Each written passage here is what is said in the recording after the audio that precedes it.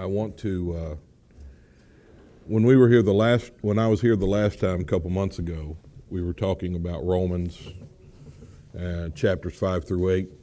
We spent 3 or so sessions within those chapters, and we didn't concentrate on a part that I want to look at with you this morning and maybe Sunday morning for a little while. And to me, it's one of the parts where we attempt to begin, as we do with a lot of places, remove it out of the context of the actual letter and the context of the chapters and apply it to something that we think it means and misapply it, misappropriate it, misinterpret it. And this is a part of it because the verses that I'm going to read, especially the last part of these verses, and we're in Romans 6, have seemingly been used to validate our role in establishing our relationship with God and making it better, or at least validating externally what is an inward reality. So let me read these verses and then we'll go just to point out a couple of things and then we'll be done. Verse 6 of Romans 6. Knowing this. Now this is right after and we won't go into that, but at the very beginning he talks about, shall we continue in sin that grace may abound, and we've looked at that. But he begins to talk about walking in newness of life. Walking in newness of life. And if we only understood, when we're talking about newness of life, we're speaking of something altogether new. Altogether new. Not a remaking, reshaping, reforming of a previous thing, a previous man, not a rehabilitating. That's how we talk about newness of life. We're talking about a rehabilitated natural man, made better, spiritual, perfect. Good luck. But that's what he's beginning to address. Now, in these lessons, I've gone into 1 Corinthians 15, and Brother Lynn was talking about that last night, but I've gone into 1 Corinthians 15 and showing how Paul basically speaks of this very thing, walking in newness of life, and he's declaring here the very same thing he's declaring in 1 Corinthians 15 about this transition from the man who is the man of earth to the Lord himself, and having put off the incorruptible, put on incorruption.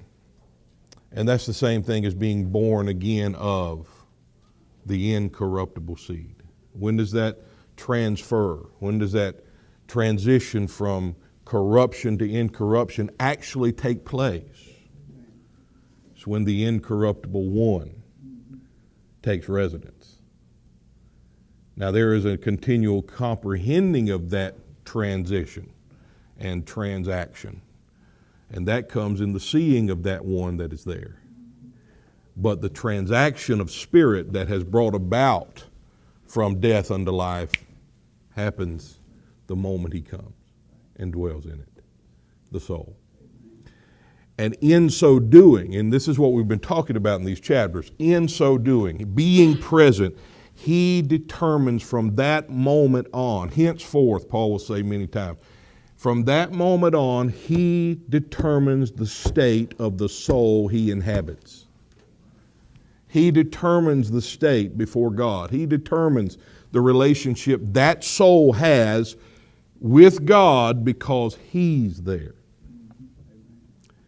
And that has just changed everything for me to see that.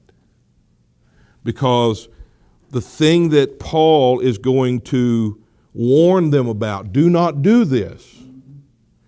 Such a warning comes to those who may not be beholding this present state of their soul, because you will utilize your members, and we'll get into these verses, to produce a state that you are ignorant of.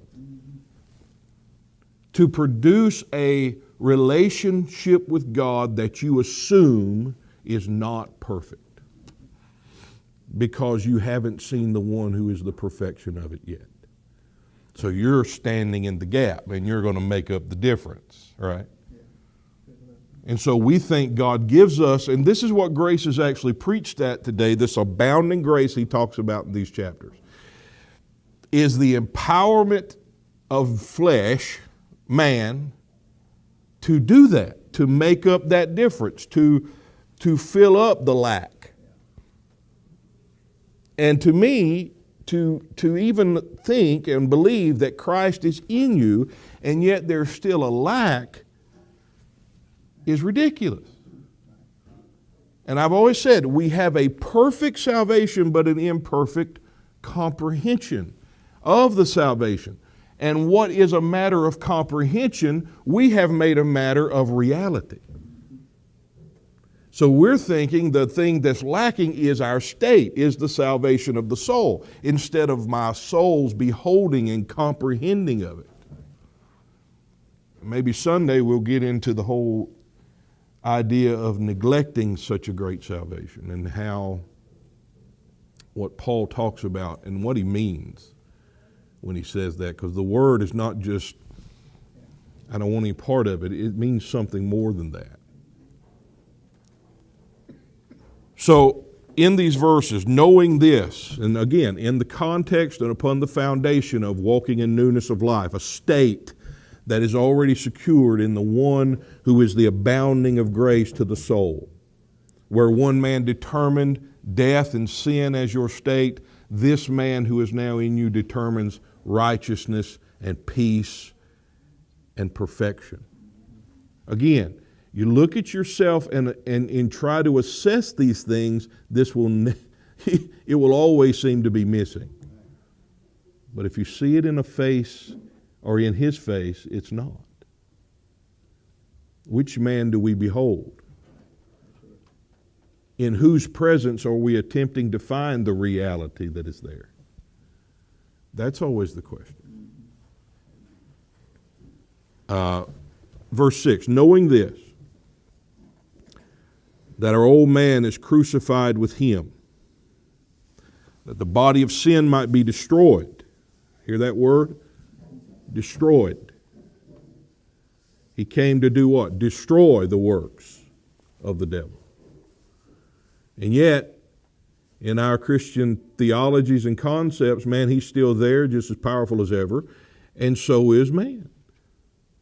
And God, basically, being born again is just the beginning stages of this ongoing battle between good and evil, flesh and blood, me and the good me, the bad me, and that's what we've done.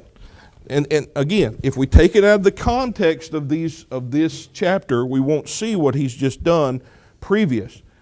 What he has done, good to see you guys, what he has done is brought this contrast. Two men. One man, again, sin and death. One man, spirit, life, righteousness. That's who he is. This man was that. This man is this. He doesn't bring a bunch of individual people in and say, assess each one and say, this is your state, this is your state, this is your state. It's dependent on the man you're found in. Which seed are you born of? Because that determines it. That determines it. And that's hard for us because we're so transactional in our view of salvation. We have a transactional view, meaning I do this and God does this. If I do this and qualify for a higher level, he graduates me to a higher level. And that's all Christianity has become, is a means of qualifying for the next thing. Now, dispensationalism just makes that a matter of years and dates and times. What we've done is we've spiritualized that, and we say, no, we graduate to the next thing, the next level, the 30, 60, we've made that levels, for God's sake. And that's what we do when we have a transactional view. God does this because I've done that. I'll make him angry if I don't do this. And the fact is, he's standing beholding his satisfaction. And we think he assesses us daily to see if he's satisfied or not. So he looks at Rabon and says, I'm not satisfied with you. Of course you're not. That's why this one has to live in me. If not, you could have just taught me how to do this. Or give me some supernatural empowerment to be that, and that's what we preach Christ in you as sometimes, unfortunately. Not us, but some do. When we talk about the old man being crucified, we say, oh yeah, the bad me's dead and the good me's back. And better than ever. And not just good now, supernaturally good. What have we done? We've still brought the wrong man into this perfect picture. And when you bring the wrong man into the perfect picture, it's not perfect. Because it's only perfect when this one is the only one there. See what I'm saying? So that's the resurrection he's addressing in 1 Corinthians 15. That this man was the first one, and this man remains. And if you're in this man, you have put off corruption and have put on incorruption. And he says, this is the victory. This is the victory that has overcome sin, death, and the law. And to think how we preach it in 1 Corinthians 15, it's almost a question. I remember when it hit me, I was reading it, with the concept of dispensational and even kingdom sonship and all that, and I read it, and I said, what, God, what is the law doing here? What does the law have to do with this? Because because we've taken it, this is all applicable within the Christian struggle. One day you're going to graduate to this. If that's true, what's the law got to do with it? He's talking about the law being over a man, this man, as long as that man lived. Here's corruption. Here's mortality. And the law was over this man as long as he lived. And that's why Romans chapter 7 begins like it does, saying, I'm speaking to you who know the law. And then he talks about a husband, and as long as that husband lives, the wife is bound to that husband, but if he dies, she can be married to another. In Hebrews, that word is very important, isn't it? Another. If this one was perfect, there would been no room, nothing that he would have not sought for another. It's like the vessel in the prophet when he goes to the potter's house and he sees the vessel, and it's a vessel made out of clay. And in the first one, he's very specific, saying it was made out of dirt. And there was a flaw in it. Well, you could take that as Adam, or you take that as the law that was over Adam, that whole system. There was a flaw. And it happened in the hand of the potter, but the flaw was there. And it says, and he made it again another. It does not say, and it does not even imply, he made it over again. It's not what it says.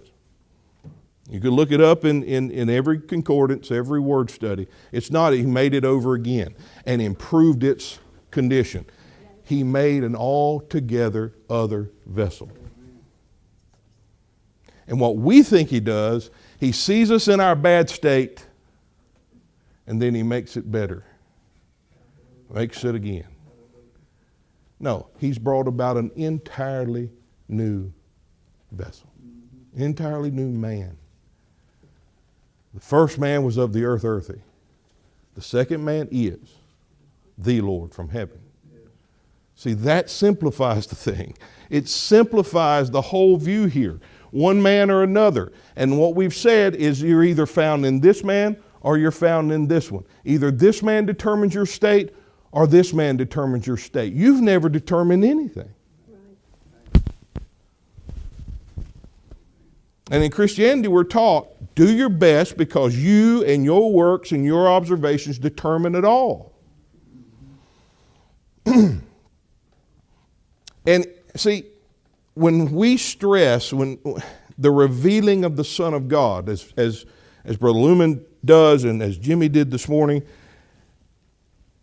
what are we saying? Are we saying the revealing of, what is the basis of this revelation of Christ? Because to some, the revealing of Christ is still a means to reach something more. And all they're saying is, yeah, we've seen the Lord, but there's more. Really? Really? And what do they automatically do? Well, first of all, they haven't seen the Lord. And then what do they automatically do? They go back to themselves. Because the moment you stop seeing Him, you see you. Your default. You're there. And you will, you see, we'll settle for something less if it strikes upon our natural senses in a good way. We'll always settle for less because it looks good. You know. And this is what he's going to talk about. Let me just read these verses and then we'll go to that. Our old man is crucified with him that the body of sin might be destroyed. See, this body of sin might be destroyed. That we should henceforth not serve sin. Now we're going to talk about that this morning because what does that mean? What is serving sin? See, in the church, we think we understand what serving sin and being a sinner and being sinful, and boy, we love to hammer on that. But what does that mean? I know it's a very easy question to try to answer when you answer it with your Christian concept, but what about here? What does it mean? It doesn't mean what we've thought. If we be dead with Christ, we believe that we shall also live with Him.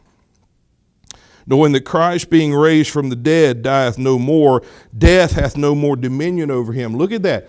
The one who was raised, see again, making this contrast. The one who's raised out from death, the one who lives now, this realm has no dominion over him. He is free from it. This is the liberty we are called to. But you cannot know that liberty as long as you're still bound to you.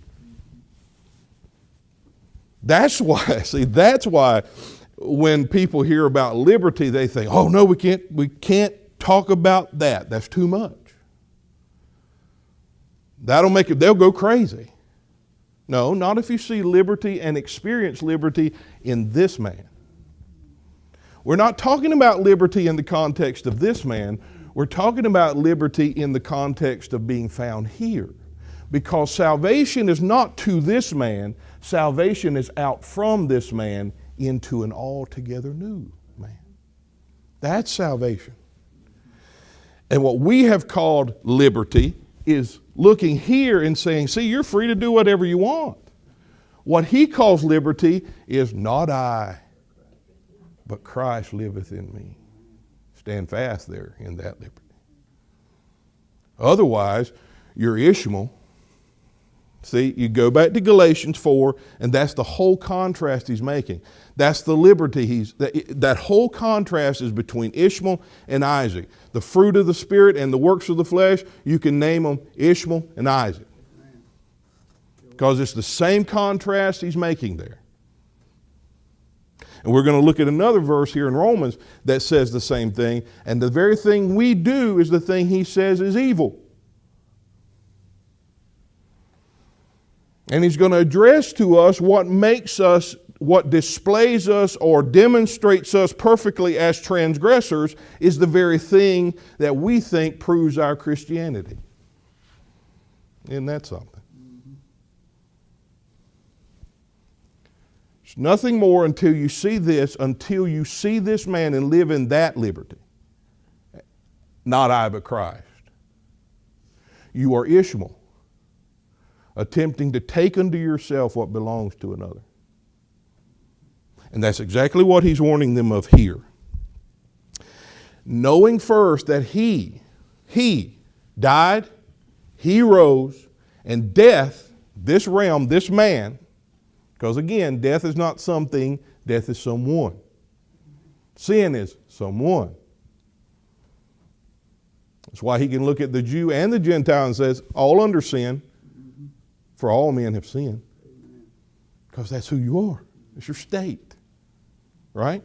So, here, we have to first address the fact that death has no dominion over him. He was totally free from it. That's how he can further say in this chapter that when you're in him and you have become a slave of righteousness because you're in him, you are free from sin. You're free from unrighteousness. When you were a servant of unrighteousness, you were free from righteousness. What a contrast. Now, notice what he doesn't do. He doesn't make those things a condition of if you do something or don't do something. If you do bad things, you're unrighteous. If you do good things, you're righteous. That's not what he says, is it? He says if you're in this man, you're free from righteousness. If you're in this man, you're free from unrighteousness. And here's the verses. I love this. If we did, knowing that Christ being raised from the dead dieth no more, death hath no more dominion over him. I am the living one, he said. For in that he died unto sin once. See, what we're going to do is Paul's doing this. He's first establishing the state of this man. He's saying this is who he is. This is his state. And we like to make it ours, but it's not ours separate from this man. You have nothing separate from this man. Of God are you in Christ, who is made unto you. There is nothing we possess of spiritual reality that is not his state. The gift of grace is not the empowerment to achieve it. The gift of grace is that he bestows to the soul the man who is all things. And makes that man to be all things unto you. Never makes you any of it. See, in Christianity, we're taught to give our focus on the earthen vessel, so that one day the earthen vessel can demonstrate what is spirit. And the whole time we're focusing on making the earthen vessel the best it can be, we are neglecting the great salvation that is already there. Isn't that sad? And that's what we'll talk about neglect probably tomorrow. But for in that he died unto sin once and for all, as we said, once and for all. But in that he liveth, look at that, he liveth unto God. See, that totally changed my idea or my thought with regard to where Paul says, by the law I am dead to the law, that I might live unto God. How do you do that? And we think, oh, this is how I do it. His answer was, not I. Christ liveth in me. Why? Because in it he liveth unto God. What is he doing? Paul is doubling down on the fact that this man in you determines your state. He determines the state of your soul, whether you know it or not. You can be ignorant of it and try to make up the thing you think's missing, lacking, and deficient, but at all times he's there. Faithfully standing in the sight of his Father as our great salvation. And there's nothing missing there. Nothing. So what is the revealing of Christ? The seeing of everything. It's not the means to get anything more. It's the seeing of everything that He's already given. Man, that's good. I love that, because what that does, see, that gives you a real basis to see. Why would you do what He's saying, regardless of the obstacle, regardless of like what Jimmy said today? Why would you climb up a tree? Because I've got to see Him. Why? Because He's going to help me be good. No, He is the good thing. He's the only thing there is, and if I miss seeing Him, I've missed everything. And I'm going to live on the hamster wheel of religion for the rest of my life, trying to fill up a lack that's not even there. Because the lack I assume is there is the lack that I'm seeing because I'm looking at the wrong man.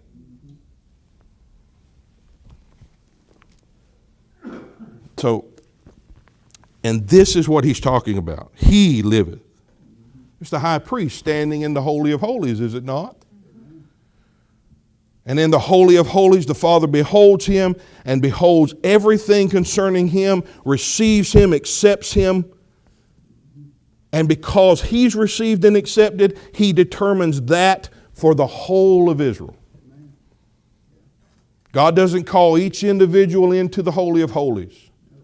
He calls one. And because I live, you shall live also. See? The atonement is because one stands accepted. Now, how do they know it? Because God already knows it. That's the real problem. What God knows and what we know, there's a big gulf, because there's the wrong perspective. God's perspective is one thing, our perspective is another. That's why His reality must be revealed, or we will be seeing two different things and think we're going to see the same thing. Why? Because when I say righteous, I have one definition. When God says righteous, He has one. But guess what? His is right. And mine is sin. Isn't that something? What I've called righteousness is sin. What I've called dark or light is dark. Because I can't call it anything else, because my understanding will proceed no further than the realm of flesh and blood, sight and sound. He sees, beholds, defines all things here. And I guarantee you, righteousness, as I have been taught it in religion, as I attempted to do it and tempted to achieve it, looks nothing. Even if I thought I did achieve it, it looks nothing like this. Because the righteousness that I perceive and that I define and that I measure still has this man as its reference point. It is. That's all it is. Jew or Gentile. Doesn't matter. That's why he says that in chapter 3. Doesn't matter. Why? Because the seed has already determined who you are. You can be a very good one or a very bad one. Doesn't matter. Remember we talked about the one in the alley with a needle in his arm and this baby in a crib? And we look, oh, isn't that precious? And boy, he's terrible. No, same. Same seed. That's hard for us, isn't it? That's very hard. Why? Because we want to divide Adam into two things, good and evil. Innocent, not innocent. And he sees the whole thing as what it is. Death, sin. But it simplifies everything, doesn't it? It makes you understand that what is not of faith is sin. Faith beholds the substantiation, the sufficiency, and perfection of this man. What is not of faith sees this man, sees sin. And you can call that good all you want. You can live the rest of your life calling that good. You can live the rest of your life thinking that's a perfect example of righteous. And you're missing this. Missing. Neglecting. So in that he liveth unto God. There's the standpoint. There's the thing that secures and assures everything. Likewise, reckon ye also yourselves to be dead indeed unto sin, but alive unto God in, the word there is in, Jesus Christ our Lord. So what is the basis of this reckoning? That is his state. That's why it's based upon that. He liveth unto God. He died unto sin. He liveth unto God. Therefore, reckon yourselves, because he's in you. He determines your state. Now there is not just a reality that has to come because he's there. There's a reckoning, a recognition. Word reckoning is an accounting term that means to calculate the sum of something. What is the reckoning of this?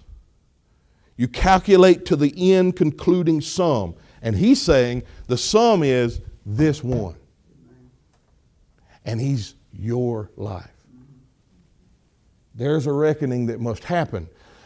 In Hebrews, where this whole thing is about coming from this to this. Seen things, unseen things. What is man till we see Jesus? The whole thing is a declaring to them a crossing over, a transition from death unto life, from natural to spiritual, from testimony to person. And the thing is, he talks about this sword, the Word of God, like a two-edged sword that comes in and cuts and divides asunder flesh and spirit, soul and spirit and marrow and bone. Brings a true cutting between these things, making apparent a true division. And he's going to go on. He goes on in Hebrews, Hebrews 5, and talks about that as the discernment that comes into the soul by the Spirit, where you'll be able to discern between good and evil. See, we again like to divide here good and evil. Good, evil. Now, that's the discernment that comes when the senses are exercised, because these senses are not the senses that need to be exercised. They're exercised quite a bit. And religion utilizes them as well. And they're exercised in religion because I look at you, assess, and I think, man, I'm doing better than that. And all of that good stuff. That's how we do. That's what we do. But that's why he says to compare yourselves among yourselves is unwise, because it's not the wisdom of God. The wisdom of God is one man made unto you all things. The wisdom of man is I'm doing better than you. I pray more or whatever, There's nothing wrong with any of it until you substitute your doing of it for the one who is spiritual life. And that's the warning here. Let not sin therefore reign in your mortal body, that you should obey it in the lust thereof. Now this is where it gets sticky in Christianity. Again, you lift it out of the context of this, and you can make that mean a lot of things. And most of the time we'll say, now you're going to church now, you're a Christian now, don't do that stuff anymore. And we think that's what Paul's saying. Stop doing it. Cast away your bad habits and pick up good habits. Cast away your bad language, pick up good language. And again, nothing wrong with any of that. That's just not his point. What is sin? Because he's talking about those who have come Look at what he's going to say. This is the key to it. This is the key to understanding these verses. Let not sin therefore reign in your mortal body, that you should obey it in the lust thereof. That should take you to Galatians 5 in your mind. And we'll read that. Neither yield ye your members as instruments of unrighteousness unto sin, but yield yourselves unto God as, here's the key, as those that are alive from the dead. Wow. There's the key. Those who have passed from death unto life. And what we've just said is that if we're in Him and He determines our state, this has no more dominion over Him. That's His state. And His state is now gifted by grace to this soul. Not I, but Christ liveth in me. And this is where we try to confuse the issue, right? And we try to mingle the two together. Flesh and blood need to work together with the Spirit to make this a reality. No, it is a reality in spirit. And there'll never be a reality anywhere but spirit. That's why Paul tells them, foolish Galatians, who has bewitched you? That you should not obey the truth. And here's his question. Did you receive the Spirit by the works of law or by the hearing of faith? But here's the big question. Having begun in the Spirit, are you now made perfect by the flesh? That's his question here. That same thing he's saying here. Just in different terms, but the same thing. And the real thing that man, just amazed me is that where King James says, are you now made perfect in the flesh? That's bad enough to try to do that. But the word doesn't mean just perfect. It means to further perfect. To perfect more so. Now, how do you do that? I mean, if it's perfect, it's perfect. How do you add to perfection? That's his question. And his question already has an answer. You've begun in the Spirit. There's the answer. You've begun the place where it's perfect. You've begun in all spiritual fullness. You've begun in Him who is all spiritual blessings. How do you make that more perfect? Because that's what they're doing. And what are they utilizing to do that? Their members. They're yielding their members to make that a reality. They're circumcising themselves. They're doing everything that they said that the Judaizers are telling them to do out from the law. And they're trying to make up what they assume is missing. And why is that assumption still there? They haven't seen the Spirit. They're still looking at flesh and trying to assess what is spirit with this in view. Paul's saying, no, you've begun in spirit. Everything's perfect there. Everything's real there. There's nothing missing here. Why would you attempt to make it more perfect than it is? The way I came to know this perfection was one way. God revealed His Son in me. Because Romans 7 is a man trying to do what he's warning them against. Why do you think he puts his own personal experience in Romans 7? In the light of Romans 6 and what he's talking about here about yielding your members as those who have made the transition from this man to this man, death unto life. Yielding your members is the very thing he was doing in Romans 7. Yielding his members to produce a spiritual end. And all he saw was him. Exceedingly sinful. The wretchedness of his own being. up against the perfection of a testimony that testified of a spiritual end. The law is spiritual. I am carnal. That's all I am. And I can't ever be anything but. See? It's not improvements, guys. That's not what God's after. It was an altogether new life. Newness of life. And the whole time we're trying to rehabilitate this one, we're missing this one. Not that he's not in you. That's not the issue. The issue is your soul's enjoyment of this life because you're caught up still here.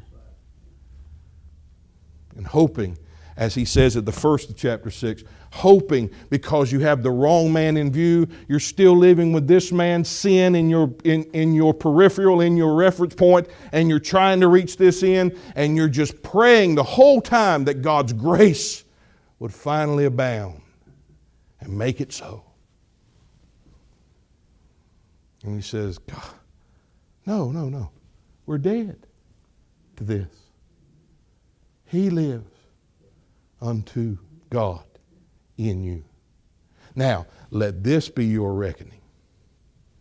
But in the midst of all of the dividing in Hebrews, where he talks about the division, he says, all things are open unto him who sees.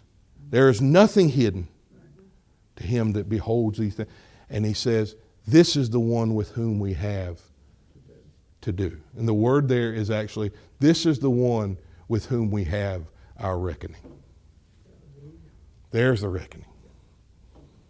Because he begins to talk about the high priest. How are all things unveiled and open to him? How does he see all things? And we think he's talking about everything, you know. So we're thinking, oh man, he sees all that stuff. I better clean that stuff up. He sees all things because he sees all things here. There's nothing hidden from him here. There's nothing hidden from him here. See, this is the reckoning, seeing the one who liveth unto God, seeing the one in the Holy of Holies who determines the state of the whole,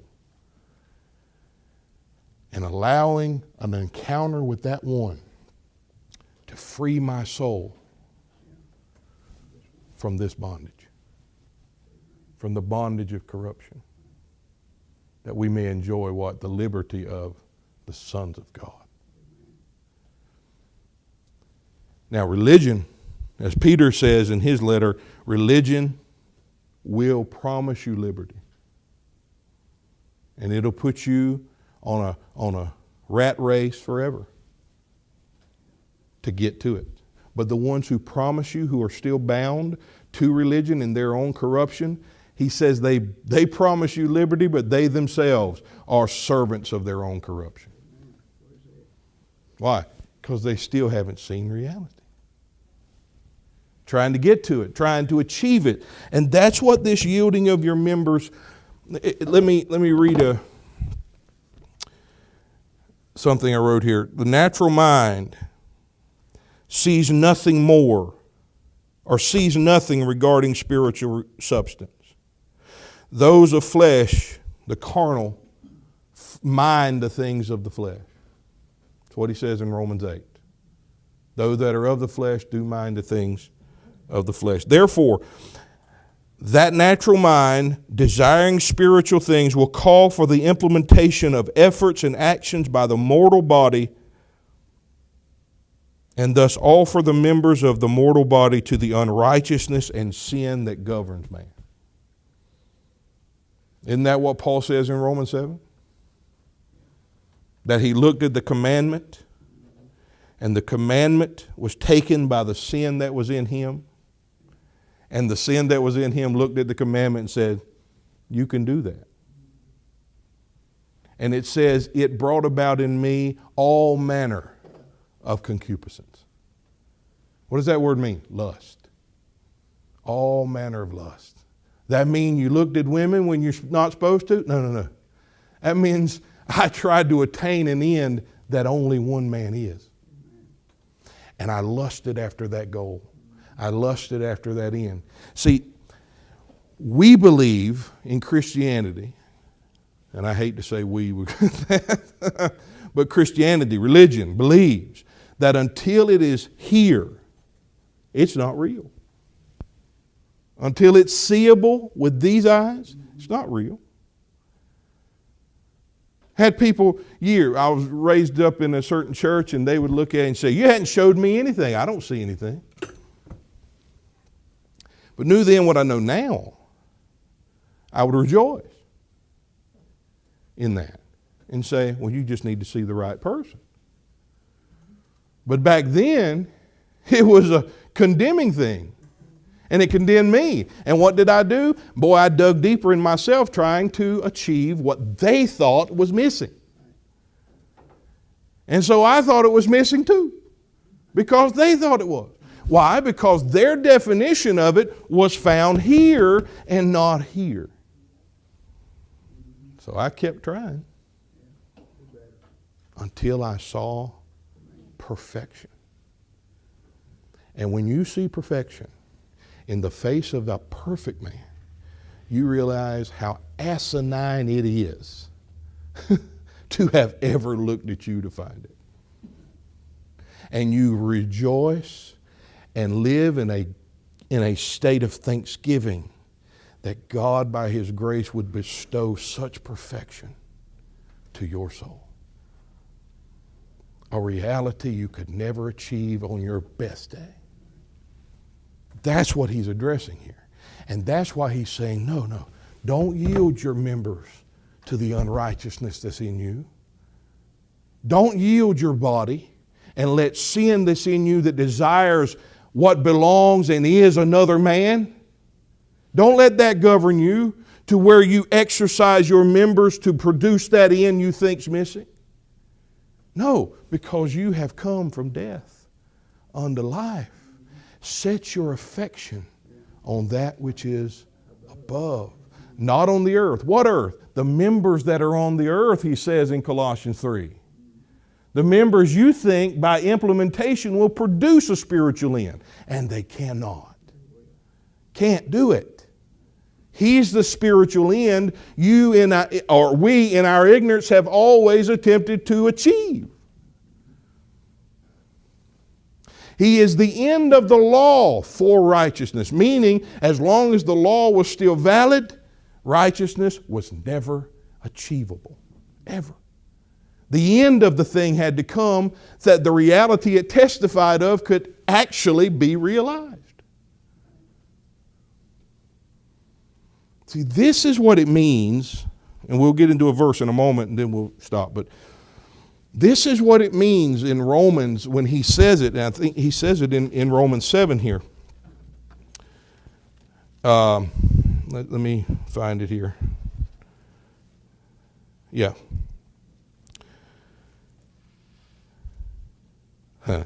Verse 5, Romans 7. Now, right before that, he talks about being married to another that you may bear fruit unto God, and we think, well, we get all over that and we try to bear fruit. Okay. Go back to Galatians 5. Because those people that he's addressing as works of the flesh, guess what they're trying to do? They're trying to bear fruit. But guess who the one who is fruit is? Not Ishmael, but Isaac. And against that one it says, there's no law. Because there's none of this in him. Because this has no dominion or place in him at all. Now, so this has a lot of different places that it can go. So then he goes on. Verse 5, for when we were in the flesh, listen to that past tense, guys. We think we jump in and out of the flesh every day. I remember being in that. And I would think a bad thought and I'd say, I'm in the flesh.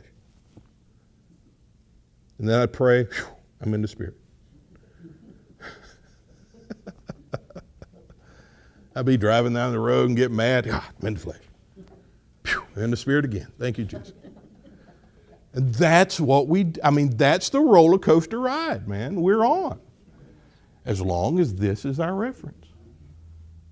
But there's an anchor here. There's an anchor here. And nothing you do can change this. And that ticks off Christians. What do you mean I can't mess this up? I want to be able to. Come on. I can't mess this up. No, you can't. You didn't make it happen. You can't make it not happen. You're either enjoying it or not, but you can't forfeit the reality in any way. Now, so when we were in the flesh, the motions of sins, and we're going to talk about being in the flesh and all that in just a minute. When we were in the flesh, the motions of sins, which was because I went to this place and shouldn't have went. That's not what he said, was it?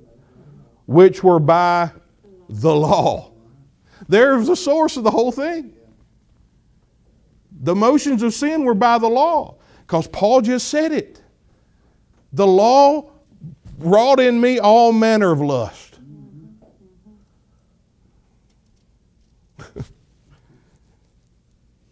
It did work in our members. And it brought forth fruit unto death. Because you sow to the flesh, guess what you're going to reap? You're going to reap you. Now you can call you Jesus, but you're still reaping you.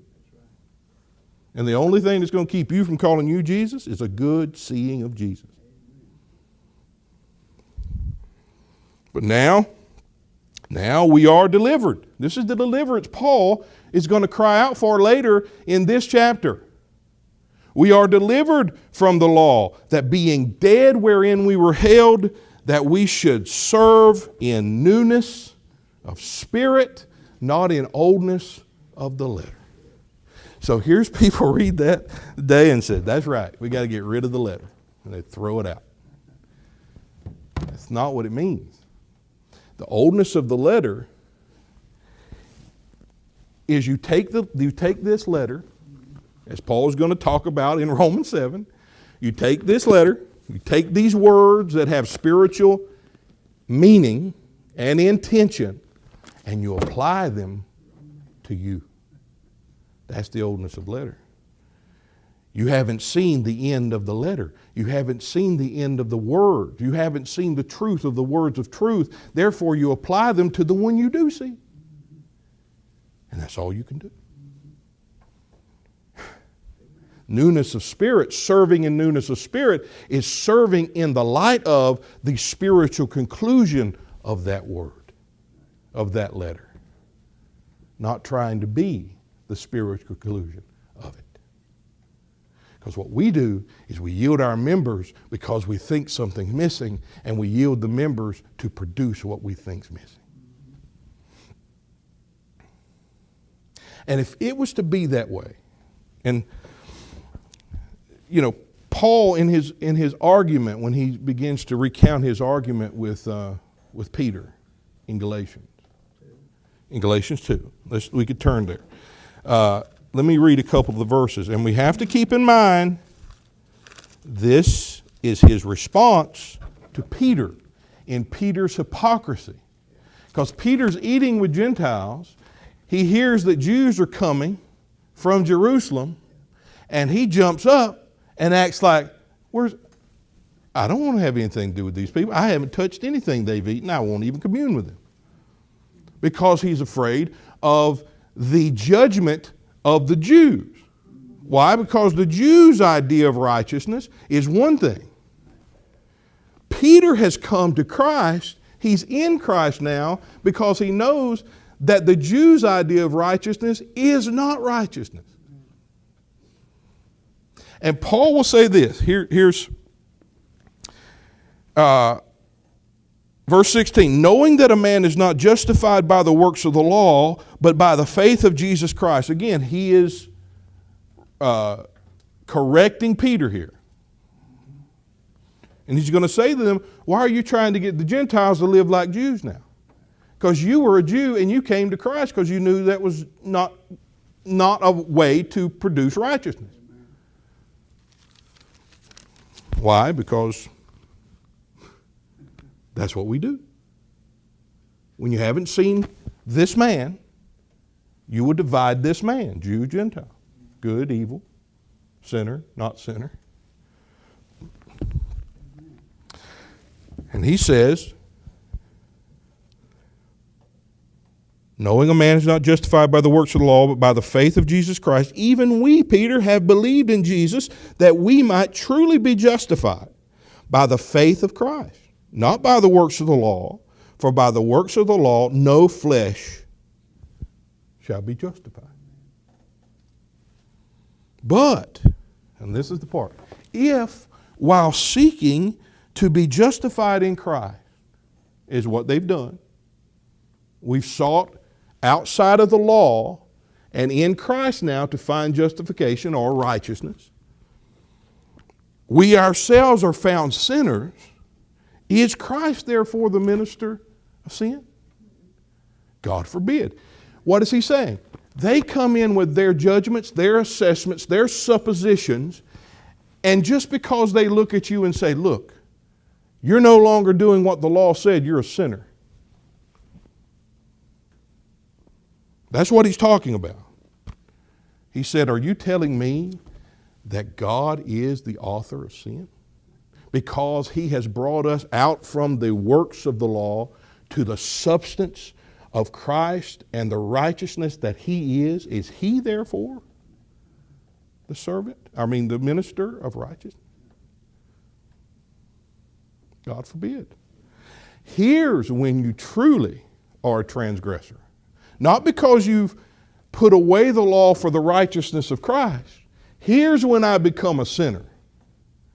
If I build again, that's the next verse, the things that I have destroyed or put away or put down or cast out in viewing him, in seeing Christ, then I prove myself to be a transgressor of the law. You see how he's bringing the law to its true conclusion? See, the Jews would say you're a transgressor of the law because you don't do what it says do. Paul is saying that's not it. God is not the author of sin because he's told us to go from the law to the person of Christ.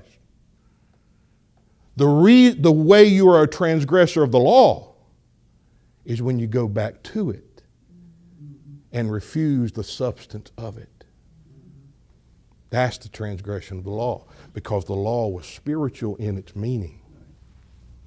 The law had an intention. And here is why it's so ridiculous for us to implement these members to try to produce anything, is Matthew chapter 5. Matthew 5 is when Jesus is giving his sermon. We call it his Sermon on the Mount, right? And in the midst of that, he says this, do not believe that I have come to destroy the law or the prophets. I've not come to destroy it, to nullify it and call it nothing. That's what angers me today with these people who are called grace preachers. They treat the law as if it is some kind of terrible thing. Paul even says, the law therefore sin? No. Now, we'll get into that later, but in Sunday, but Matthew 5, Jesus says that, I've come to fulfill the law. And then he begins to say these things. You have heard it said in time past. Look how he does that, right? He's talking about the law of Moses. Something the Jews, that was it. The law of Moses was it for them, right? And he almost flippantly talks about it like you've heard in time past it was said. Because he's showing them this is time past. I'm ushering in something new. But look what he ushers in. And this is why we're so ridiculous thinking that external, outward, this will demonstrate anything real. That you're going to see it in my face instead of his. Anything of it, I'm telling you, anything. You've heard it said, thou shalt not commit adultery. But I say unto you, that if you even look upon a woman to lust after her, you have committed it already in your heart. What has he just done? He has totally removed the external. He's totally removed the body from even a part of this argument. He's saying you doing it has nothing to do with the law.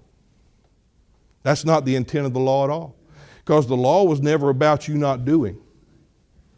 The law was not about the restraining of your outward physical activities. That was never the intention of the law. The law was a testimony of a man and a life that could not even conceive the thought of it. Now try that. Try that. See what he's done? He's taking it out of the members. He's taking it out of this realm, and he's brought it right into the soul and saying it's about who you are versus who I am. Because it was a testimony not of you being a good person, but about the only good person there is, living in you or not.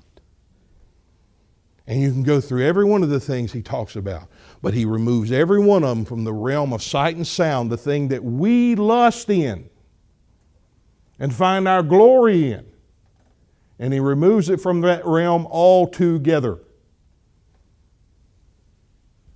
And he brings it right over into himself and says, this is the conclusion of the matter.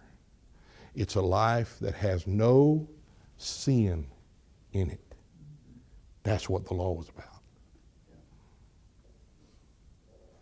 And you yielding your members to produce a righteousness will not bring it about. But you reckoning inwardly that the righteousness you are attempting to produce is already here and is another man altogether, that, as he says in Hebrews, will bring about a recompense of reward. Because the prize that under the law and in your ignorance they've tried to rob you of, the prize of the high calling of God, or the prize and the reward he talks about in Colossians, you will no longer be able to be robbed of it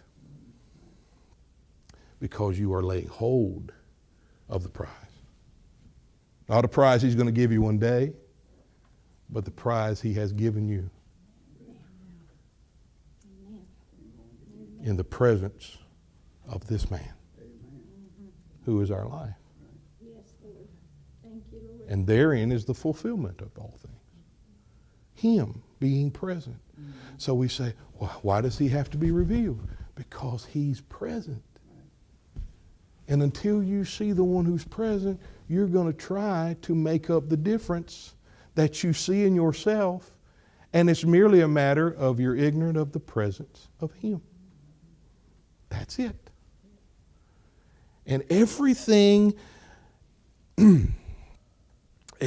else flows in accordance, works in accordance. Whatever you do, you're saying in all places, at all times, will from that moment work in accordance to the beholding of the one man. And you can call people to liberty there. You can call people, as the woman from the well did to that city, and say, just come see this man. Come and see this man. Not look at the change that he made in me. No, come see him. Because if you see me, you haven't seen anything but me. But you must see him because he's there. So we'll stop there. Thanks, guys. Appreciate it.